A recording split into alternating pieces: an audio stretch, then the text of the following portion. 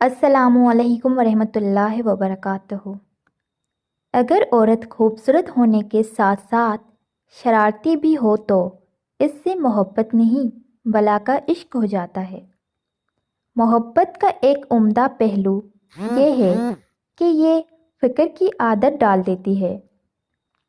عورت اپنی عمر کے بارے میں اس وقت جھوٹ بولنا شروع کر دیتی ہے جب اس کے چہرے سے اس کی اصل عمر نظر آنے لگتی ہے۔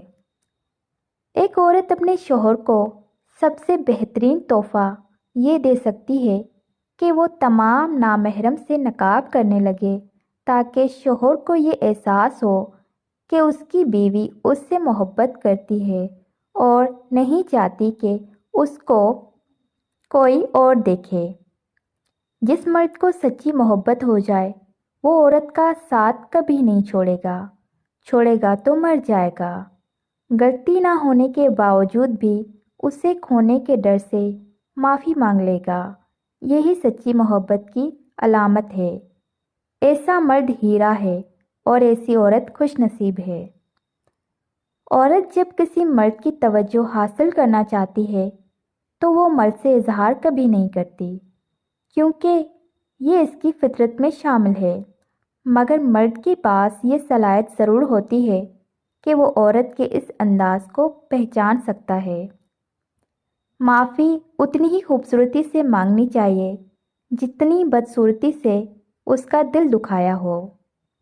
کبھی کبھی ہم بڑے بڑے دکھ خاموشی سے سہ لیتے ہیں اور کبھی ایک چھوٹی سی بات پر انسان ٹوٹ جاتا ہے۔ اپنے آپ کو عزت دو گے تو دوسرے آپ کا احترام کریں گے۔ میں مشکل اور سخت کام کرنے کے لیے ہمیشہ سست بندے کا انتخاب کرتا ہوں کیونکہ مجھے یقین ہوتا ہے کہ وہ کوئی نہ کوئی آسان راستہ نکال لے گا۔